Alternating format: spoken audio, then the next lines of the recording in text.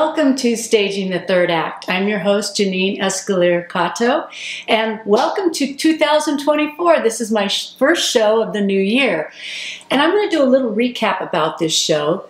It started because I'm a baby boomer without children, and I thought, you know what, I need to do a show about my tribe of people. People who don't have they're not blessed with children or grandchildren, but they're doing exciting things with their third act. Creative, amazing things that they're spreading out into the universe to make this a more beautiful place and to leave their legacies.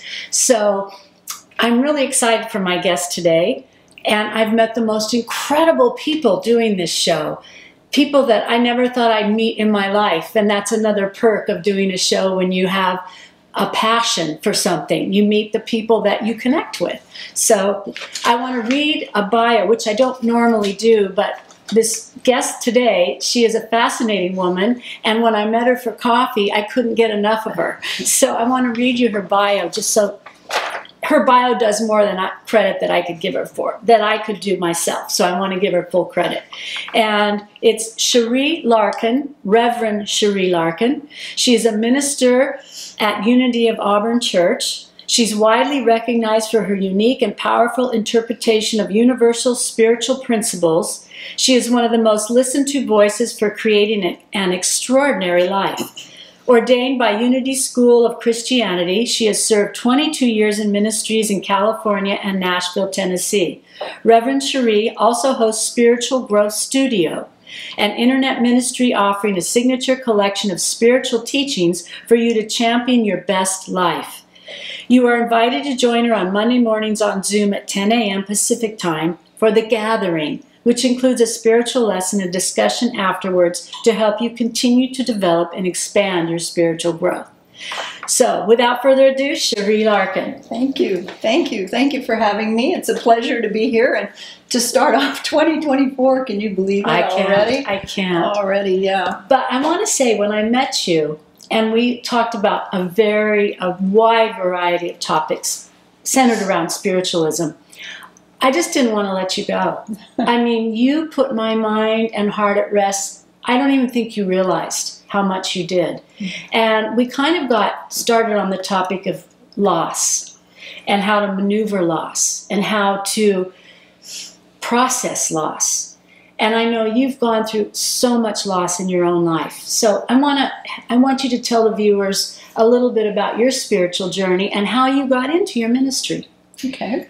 Thank you for having me. You know, my journey began, well, I think our souls are called to our real purpose, and all of our life experiences really do groom us or prepare us for what's next in our lives. And so for me, I got into ministry to help people not hurt so much, and also then to get past the hurt and champion their best life, as it says in my bio, to help you move through the loss and go on to something else. My losses were, of the Cliff Notes version, I had parents that my mother had Alzheimer's 12 years, and my dad was dying with cancer and strokes. And they both passed away. And then my husband passed away. Yeah. And then my brother passed away. Oh my gosh. And that left me the sole survivor of my biological family. You know, I'm the only one still living, and I never had children. So as you say, you know, we're these people out here in the universe. Yeah. So what do you do with your life? A couple of things about grieving. I had to write a term paper in ministerial school about grief and loss. And the best idea, I think, that came to me that describes that is most people are familiar with the movie King Kong. I think we're old enough to remember that. Sure. And you remember that big gorilla, and he picks up that blonde actress and he flails her around, you know, and they're trying to rescue her. And he decides when he's going to set her down. And then he sets her down, but then, boom, he picks her up again and flails her around. And for me, that's a perfect description of grief. Wow. It takes a hold of you. There's nothing you can do. It decides when it's going to let go of you. But after a while, it does tire out, and you begin to take the legacy of the people that you've loved and put them in a pocket over your heart and begin to live out some of their best attributes in testimony to them. I think that really helps. I think there's an epidemic of loneliness going on right now. Absolutely. And people need companionship. And when we're alone without children or grandchildren and nieces and nephews and all the stuff, we do have to, as you have done, find your own tribe. Oh. And for me, that was in ministry. I found that there were so many people that were hurting, that were moving through difficult circumstances, that was a calling for me. Mm-hmm. And then I put spirit with it. So it's spiritual teachings internally, turning in within yourself for the real strength and support to then meet the outside circumstances of your life. Something you gave me, and it's a gift you gave me, and you didn't even know it, but I know that it's going to help me when I lose my mother, who's 92, and she's still she's my best friend, and she's still doing well, but she's winding down. And I can't imagine my life without her. And so you gave me something, and I thought, how am I going to get through the bits of business of death? Just the bits of business, like taking care of all the things you have to take care of. Because then move on to grief, because you have to take care of their assets, you have to take care of the property, you have to take care of whatever, all their stuff. Mm-hmm. And you're thinking, I just want to grieve, I don't want to have to do all that. And you said something to me that was mind-blowing. You said, it's like anything in your life. You have to take care of business, whatever it is. So you just look at it as, I'm going to take this day, I'm going to make a list, and I'm going to take care of this day's business.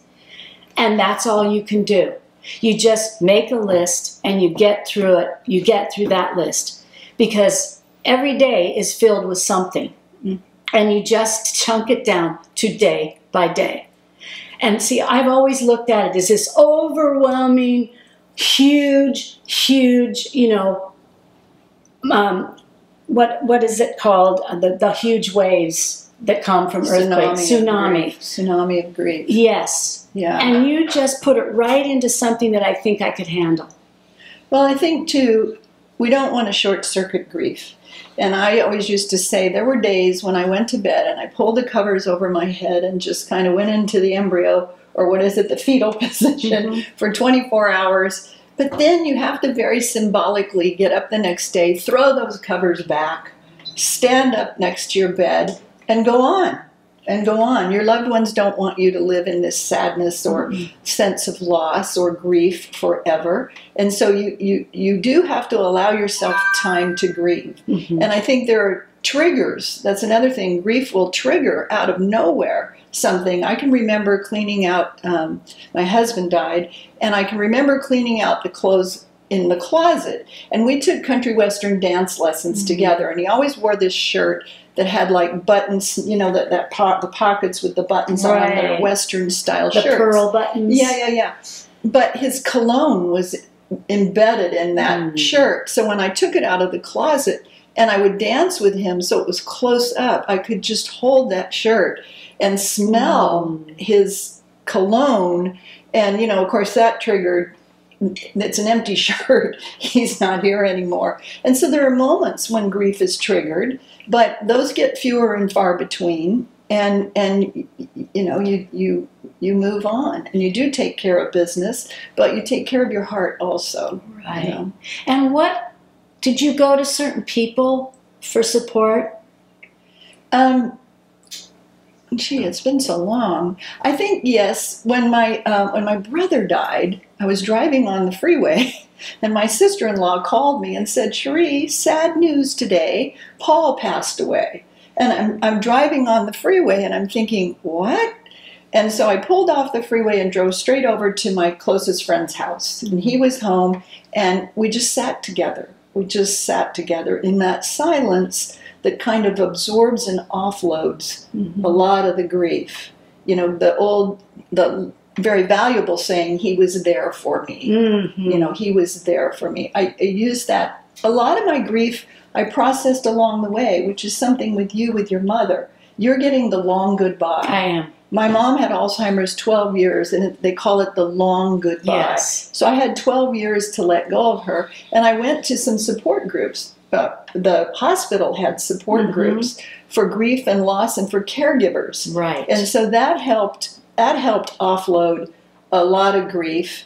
And when my mother passed after 12 years, we were complete. Yes. We were complete. Yes. So there wasn't this sense of, I wish I'd said this, I wish I'd done this, I wish whatever.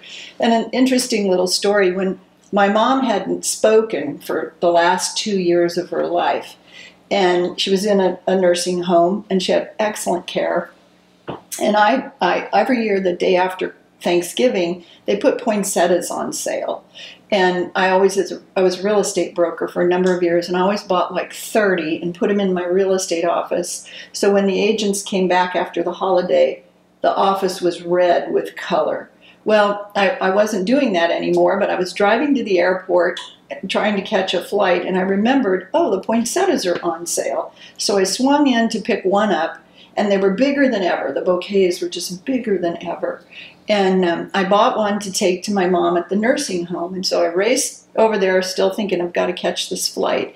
And I stood in the doorway of her nursing home, and I turned the flower forward so they could see the whole bouquet of the poinsettias. Wow. And she looked across the room, and I held it down here below my face, and she said, "Oh, beautiful." Aww. And I knew she still had the capacity to recognize beauty.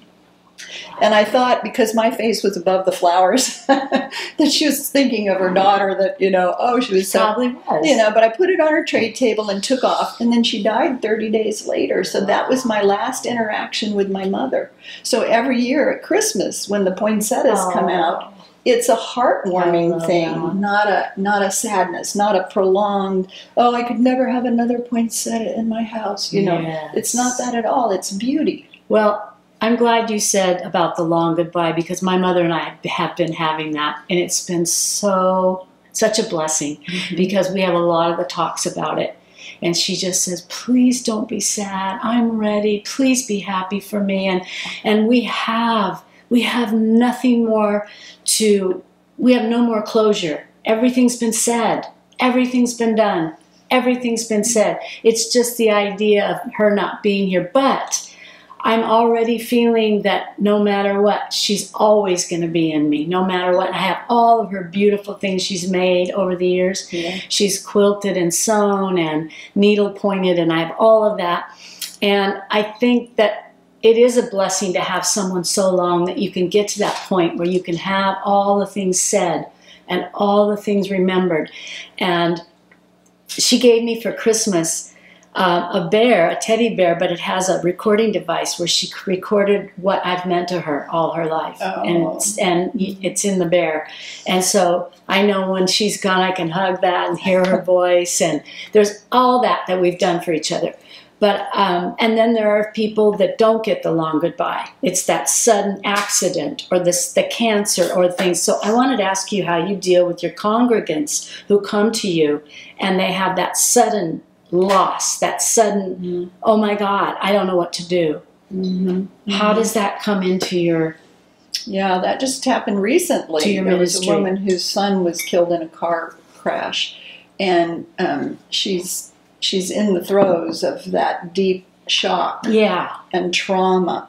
And again, it's just presence. It's giving presence to the person, just sitting with them in the silence. I remember in ministerial school, my counselor on grief said, you feel so inadequate. He says, get used to it. You don't know what to say. You don't know what to do, but the gift of your presence does more for people. And I think sometimes also the people who support you in those times of shock and grief will surprise you. They aren't necessarily your family or the people closest to you, because it's too emotional for them. Yes. So the people that's maybe one friend removed, right. 6 degrees of separation, they can be more effective in those experiences because they're not so emotionally charged by the person's tears or the person's sobbing or the person's sorrow. So as a minister, that's good. That helps me. Sure. Not that I'm detached from their suffering, but I can hold a space for them to just collapse into that grief and then go forward, speak a word that's encouraging, and then letting them know that they will get through it and that their loved one is in the eternal ongoing, I Yeah. believe. You know, they're never really gone. You're having a lot, you're left with just a lot of joyful time with your mother. I am. Neither one of you have the to-do list or anything to do or things to complete. Yeah, no. There's no secrets. We're not harboring any regrets, or we're not harboring any, unfinished business, or no. It's been a blessing, really. It has been. And how many people get their mothers that long? Right. And so I am lucky, and I'm blessed, and I'm very grateful. I was with my dad at the end of his life. He was also in the nursing home with my mom. They were in the same room together. He passed first, and it was a father-daughter thing. We were close, but I wasn't as close with him as with my mother. So when he passed away, and this is for people who lose people suddenly, I wrote a letter to him, just a short sentence, and it said, "I love you, I bless you, I forgive you, I release you to your highest good. As you love me, bless me, forgive me, and release me to mine. I am free, and you are free. I experience peace, and you experience peace." That's a gift. And I wrote that, put it in an envelope, and they were still of the generation that has caskets and funerals. Oh, yeah. So I tucked the letter under his hands in his casket, and he was buried with that letter from me. And so sometimes when I think back in memory to the less than perfect events with my dad, I can think, yeah, but I released him and he released me spiritually, psychologically, emotionally. It was there for us. Wow, that is powerful and profound. Yeah. So that's an opportunity for people who have, and it's never too late. If the person died 10 years ago, you can still hold that healing energy of forgiveness and release and set yourself free. And I had the opposite with my father. Now it's like my life has been extremes. I've had the extreme mother situation that most people would die for, but I had the extreme father situation where my father died young, and he should never have been a father. And he died young, and my brother nor I had the closure we needed from him. And this is a very fascinating story, but apparently on his deathbed he had written a letter to us, because everything he did up until that letter was not what you would do to your children. And he'd written a letter, and his wife apparently took that letter and just destroyed it, because she didn't want us to know what was in that letter. So somewhere in his heart, I want to believe that was his "I'm sorry," repentful letter, and which we'll never know what is in it. But he just wasn't there for us, and not at all. And he died fairly young. And so I've had to write that letter that you said in my heart. Mm-hmm. I've had to let go all the things that weren't there for us, and the things that he chose not to do for his children, and the selfishness, the life that he lived. And I didn't get the chance to have that closure with him. Although I tried, growing up as a teenager, I tried to have closure with him. I tried to have the discussions about his parentage with my brother and I, and why he couldn't do certain things. And I tried to connect, but he just couldn't do it. But I have let go in my heart. I've let go. Unfortunately, his behavior dictated how my brother lived his life, which has been very difficult. Mm. But we have a mother that is so extraordinary. She's kind of stepped in. And now my brother is living with my mom, and he said, I was, through all the hardship of my life, this is where I was meant to be, right now with Mom doing this. This was my purpose. So I think what we're saying is we have to find our purpose through the hardship. And there's always a purpose. There's always something important to gain from loss. There's always something to be gained. Yeah, Rilke says, in time, all pain turns to medicine. In time, all pain turns to medicine. And I think it's what you're doing. You're taking all that loss and pain of your life and you're making it gifts for other people. I mean, just the gift you gave me of how I'm going to deal with the daily things of dealing with the grief and how to take care of, helping my brother through his grief, is just chunk it down. Mm-hmm. And chunk it down to things that are doable, because I just see a tsunami of I can't cope. And you're saying, no, it's not going to be like that. No, and you can forgive yourself and give yourself permission to set a chunk aside on a day that you are triggered by grief. You don't mm-hmm. have to get it all. There's no time frame to get it all done. Right. I mean, there might be tax laws or something. Yes. You have to file certain things by a certain time. Right. But there's no schedule. Yeah. You can't schedule grief, and you can't schedule its recovery. Mm-hmm. You can work in cooperation with your own soul and spirit. Mm-hmm. But yeah, in time, all pain turns to medicine. Mm-hmm. And you can take that and do something constructive with it rather than destructive. Would you say that your faith gives you the strength that you have? Yeah, absolutely. I think about the younger generation now and how churches are emptying out and attendance is diminishing everywhere. And I'm thinking, and that prescriptions for anti-anxiety medication are sky high, and how the young people are having so much trouble coping because they're not anchored in the reality of their spirit and the power of their spirit. So the spiritual teaching, I think, is excellent for them, or would be for anyone. Oh, yes. And because it's not that God is invisible or spirit's invisible, because when you get still and you listen within and you shut out the outside and listen and reflect on the inside, what's invisible becomes visible. Mm. Your spirit will commune and reveal itself. And it's strengthening. A lot of people say, well, I want God with skin on. I want someone with skin on. But, again, and if you're in the desert experience of your life, you're it. And you have to be able to cope and to meet difficult experiences. I think God is the whispers that give us the strength. The God is the silence and the whispering of, that all of a sudden it's like, I am it, and I have to believe. I have to believe that you're giving me this strength, and I feel it. That's faith. Yeah. That's faith. Yeah. Yeah. To believe that I feel this strength, and you're giving it to me, and yeah. Yeah, Hebrews, faith is the assurance of things hoped for, the evidence of things not seen. Yes. And I always say not yet seen. Mm-hmm. If you're envisioning something for your life and it's not showing up, it doesn't mean it's not there. It's just coming in its perfect fruition of time. Yes. Mm-hmm. Yes. So, that's really beautiful. So, how did you stumble into getting into the school of ministry? I mean, how did that come about? Yeah, that was, everybody says, oh, I was called. I felt the call from God. I didn't have any of that.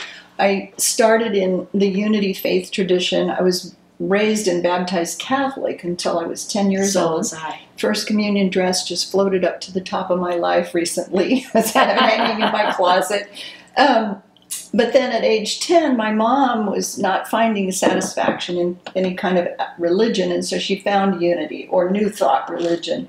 And so I started going to church with her when I was 10, 11, 12. I went through the youth group. When I went away to college, I found a Unity church in San Diego where I went to college. I never deserted the principles. Oh, okay. It was just kind of growing up in me. So while I had other careers, career in real estate and all of that, I always say I was kind of dual life. I had one foot in a career in real estate and one foot in Unity. And one day after a divorce, I picked up my foot out of real estate and went to ministerial school to go to become a minister. So for me, it was more of an evolution. Oh, definitely. It was an evolution that this is what I'm supposed to be doing. And as I said earlier, along the way, Spirit had given me the experiences that made me a good minister. Divorce, loss of parents, aging elderly parents, loss of a brother, sole survivor of my family. All of that prepared me to be a good minister. Oh, I think a good minister. Yeah, well, I mean, you sold me in 5 minutes into our coffee date. I was like, oh, what is it about this woman who's so comforting? Yeah. I mean, just immediately I felt you, and I just said, wow, I'm already feeling better and I don't even know her yet. So there's a gift, definitely. Yeah. Definitely. When I went to ministerial school, that's kind of an interesting story. I was coming out of a divorce and I'd had a fabulous lifestyle. I'll say lifestyle, you know, the multi-million-dollar house, the motorhomes, the vacations, the trips. And when I moved across country to Kansas City to go to ministerial school, I packed 2 boxes of clothing because it was October and it was going to turn cold, so I had summer and winter clothing, and carried a suitcase on the plane and my golf clubs. And I rented a room, sight unseen, a 2nd bedroom in a woman's apartment who worked in the telephone prayer room, so I thought, okay, that's probably safe. And I rented a bedroom in her apartment that was 10 feet by 10 feet with a little tiny single closet and a little single twin bed. And when I arrived there, heartbroken from my divorce, and I think that was the year my dad died, my husband died, the family dog died. So I have all this overwhelming grief coming out of me. And I remember that first night, I was sitting on that little single bed, looking at that little single closet, thinking my last bathroom was 26 feet long with double 8-foot vanities with, you know, I mean, it was just spectacular. And I'm sitting on that single bed, looking at that little single closet, thinking, not why me, but what, God? What's next? Wow. What's next? Because you can't sink down. And I mean, it was a huge change for me. I knew 4 people when I moved to Kansas City. So I didn't know anyone. I didn't have anyone I could lean on or rely on. Oh my God, that's when you're stripped down to yourself. Right. And so there I sat with, okay, this is not what I had planned, but what does God have planned for me? And it's not a surrender to an unknown, ethereal, big person in the sky. It's something is stirring in me, something is moving in me, something is causing me to turn in a new direction. That's amazing. You know, and the outcome of that was I went to work in international youth programs for Unity, and I met 2 multimillionaire donors who then flew me all over the world, all expenses paid, to the cities of my choice to work with teenagers in an international program. So when I'm landing in Madrid or Amsterdam, I'm thinking, wow, I'm working. This is my job now. So again, you never know what you're being groomed for, or how Spirit will respond. But I had to let go of my multi-million-dollar married life to step into this work with young people all over the world. That is amazing. And on that note, we only have a few minutes left, I'm told, which I'm so sad. But this is your chance to tell the viewers about your websites and how they can get in touch with you and glean some of your knowledge and wisdom through your program. So if you want to give your websites. So there are 2 ways to do that. I am the minister at Unity of Auburn in Auburn, California, and you can look that up online at www.unityofauburn.com, and we're there on Sundays at 10 o'clock with a full service. Get yourself back to church and come into a sense of community and build companionship if you are alone. The other way is I host a ministry online, and that's at CherieLarkin.com. And I have a series of programs there and a host of about 80 videos that you can watch if you join my Spiritual Growth Studio. That's a subscription service. I think it's $29.95 a month or something. And on Monday mornings at 10, I host The Gathering, which is I present a spiritual lesson and then we have conversation around that. That's at CherieLarkin.com. And I would love to have you join me, join in the conversation, take steps to get outside of yourself if you are alone and there's no grandkids, kids, nieces, nephews, or whatever. Reach out and support your life in fabulous and majestic ways. And thank you for having me. Yes, and thank you for being a guest. Thank you. Again, every time I meet people through this show, I just, like you, finding that ministry with young people, I know that I'm following my path.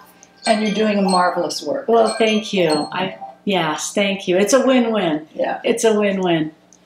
So, again, thank you, viewers, for watching my first show of 2024. And next show, I'm sure I'll have another fascinating guest. So stay tuned.